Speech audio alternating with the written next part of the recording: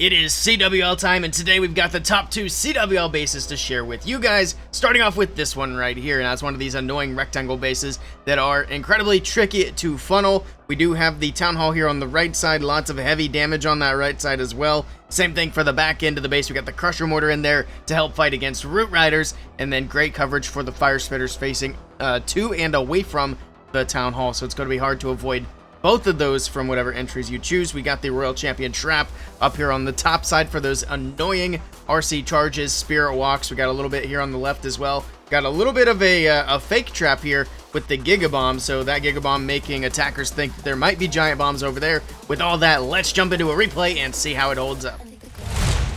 And here we go, the first replay going to be an RC charge into dragons, and don't forget, if you guys want to give this base a try for yourself, the link is down in the description as always. But here we go, the Royal Champion moving in, the Rocket Spear being popped straight away. She does get locked onto by that ground expo, so lots of damage. And now this is the corner that you wouldn't necessarily expect the RC charge from, because usually people try to avoid the Giga Bomb, but he does choose to go on that side, but doesn't matter as much because there's no Fox on this one, just the Phoenix. He's actually not even doing a charge, I realize. He's just doing a Sui Royal Champion. I didn't even look at the spell bar. He didn't even have any invis there, so not even doing an RC charge, just trying to do a little bit of funneling. Okay.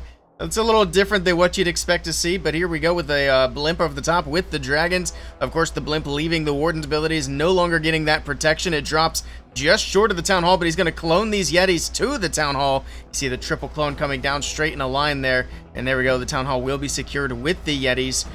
All right. Dragon's still moving across the back end of the base. The Royal Champion was brought back with the Revive spell, so she's still moving along at least for now, but she's about to take a lot of damage from the Ricochet cannon there. The Expo already doing a lot of damage. She's still continuing in. We still have a handful of dragons. We got some Dragon Riders at the top side of the base, and it's all coming together here on the back end of the base, so at this point in the attack, it's not looking too bad. All right, dragons are slowly but surely getting picked off. That gear tower's going down, but it's doing some damage in the meantime. Air defense still going off, hitting the Grand Warden there on the top side of the base. He got distracted by the Super Yeti out of that blimp from earlier, but we've got a handful of dragons still left alive. Seeking Air Mine, trying to take them out. We've only got a couple of Teslas left that can even target the air troops, plus that one Archer Tower in the back end, but we got a lot of traps in this area, and it's going to be tricky for the dragons to clean it up. That one dragon still taking a bunch of damage, and we'll go ahead and speed this thing up a little bit here and see if they're able to get through. Archer Tower picks off another dragon, and this one is going to be a defense. And nice try to this attacker. Let's move on to the next one. And here we go. This one is going to be a Royal Champion charge, an actual Royal Champion charge this time. We do have the Invis here. No Fox on this one, of course. It is going to be the Phoenix yet again. But we'll see the Royal Champion making her way into the base. And there we go with the next Invis, getting through the Expo, trying to push her. I think he's trying to push her to that gear tower. Next Invis comes down. The Town Hall shots come in. The RC is going to be taking a lot of damage here. He's got to be a little bit quicker with these Invis to avoid that Town Hall damage. She is not going to go to the gear tower. She's actually going to work up and away from it. All right, next Invis. He still has 3 more. He's not really getting a ton of value out of these Invis, though, because of the pathing that the Royal Champion is taking.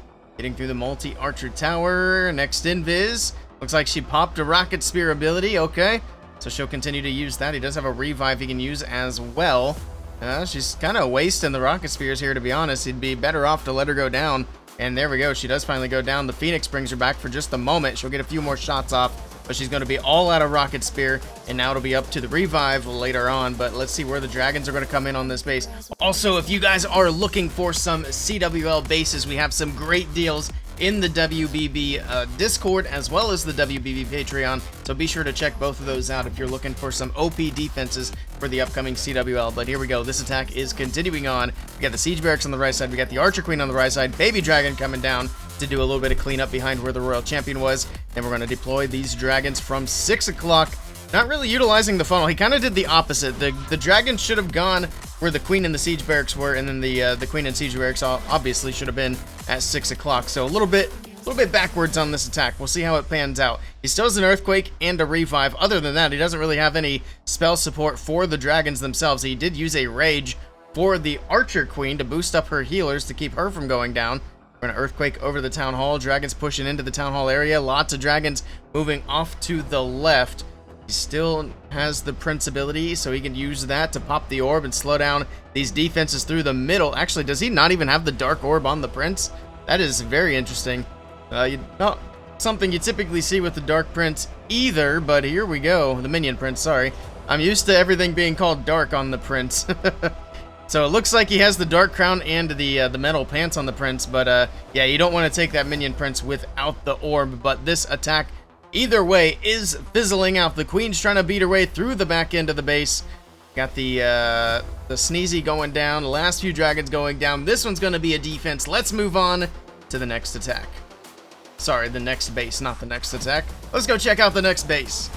And this one here is going to be base number 2. As you can see, this right side is very heavily trapped against the Spirit Walk Royal Champion Charge meta because there's a lot of value on this right side. So we got a bunch of giant bombs. We got the Tornado, the Giga Bomb. Pretty much all of the traps that'll go against the RC Charge are focused on that corner. That's because the rest of the corners and areas where you might see one of these charges has pathing that makes it very difficult to get to the valuable defenses. So I like the way that that's set up. Like, for example, if somebody wanted to charge for the multi-archer tower and the scatter shot, it's going to be a little bit tricky to get the RC to path that way. She'll path in. She'll probably be able to get both these multi-archer towers. So would be a little bit of value there, but obviously people are going to see the value on the right side and be tempted to go for that.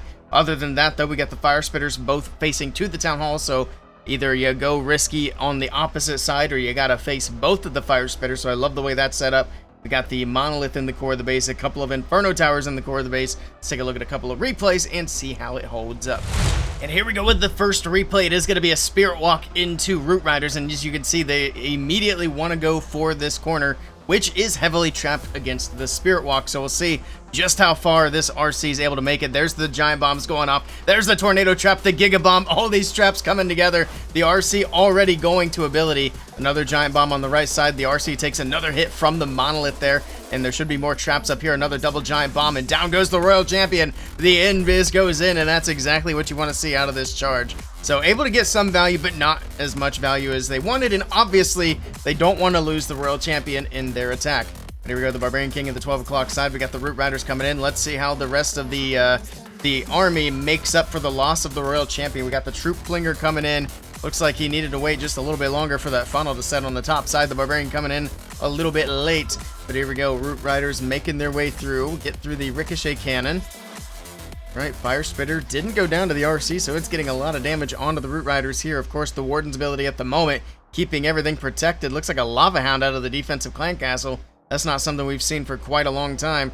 Lava Hound hasn't really been the defensive meta for a while, but it still works, still does some distracting. And there we go, the Lava Hound out of the defensive CC pops. You got the Overgrowth on the bottom side of the base. Troop Launcher still throwing in some barrels of monkeys. That Giant's going to move up and take out the Fire Spitter, at least the top one. The other one's getting some hits in now. That Town Hall's still standing. Finally, the Overgrowth does wear off. The Root Riders still trying to make their way through, but the Town Hall targeting to the healers is going to get that taken down, so the Root Riders no longer will have any healing.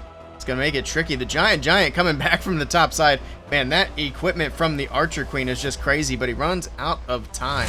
And here we go with the second replay with another Root Rider attack and another Spirit Walk. So we'll see where the Royal Champion's going to go this time.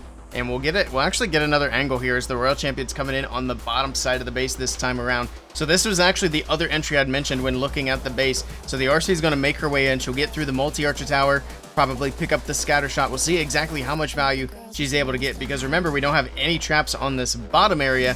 Although, despite that, the RC is still taking a bunch of damage. If the timing isn't absolutely perfect with the invis, she's still taking a bit of hits in between these invis drops. As you can see there, a little bit of a mistake. The Fox is dead, has to go to back-to-back invis, and instead of going to the left and getting more value that way, she's actually going to the right. She does get the Fire Spitter from the right side, so this value compared to the last attack obviously is going to be much better, especially if she can get the Monolith here, which it looks like she will. So this one's actually pretty solid for the Royal Champion charge. There's the recall, pulling the RC back out of there. Got the Siege Barracks at the left side of the base. Giant arrow to set that funnel immediately. And then I'd imagine we'll see these Root Riders from that bottom right side as well. And there we go. The Root Riders are in. We got the King, the Warden, everything full send into the base. Alright, Root's pushing in, get into that multi-archer tower, and then it's going to be a short run to the Town Hall compartment. In the meantime, the King's going to get hung up on the enemy King, which is not necessarily a bad thing. It actually gives the Roots time to open up these walls to make sure that Barbarian King is not going to walk away. Warden's ability going off. This time around, we have an Ice Hound, which we see a lot more frequently in the defensive CC. So I like seeing that quite a bit, which it freezes and it actually goes down quite quickly here. I think the Lava Hound actually did a better job, even though we typically see the Ice Hound a bit more. Everything dipping out to the outside. The pathing through the middle of the base is just not there, and that pushes all these Root Riders back to the outer edge. And not just the Root Riders either, but everything from this attack is just sticking to the outside. You have things moving back in towards the core, but there's so much damage here on the back end of the base. We got the Scatter Shot, the Fire Spitter, the Ricochet Cannon, and then that Expo, of course, reaching across as well. We do still have the Barbarian King's ability to use Ice Golem freezing things on the top side of the base. They're finally getting away from that top Fire Spitter, or at least they were about to. But man, it is still doing work. Look at that. The Root Riders are getting absolutely cooked. Finally, they get on to that Fire Spitter, pops the King's ability, opens up the walls. They skipped the multi-archer tower on the left side. Got the gear tower here on the back end. Remember, all the traps are here on the back end, so since the Royal Champion didn't trigger these traps, they're going to be left over for the Root Riders to deal with, and down they go. The gear tower popping off, and that is yet another defense. Be sure to check out the WBB socials on screen. Thank you guys for watching, and we'll catch you all next time.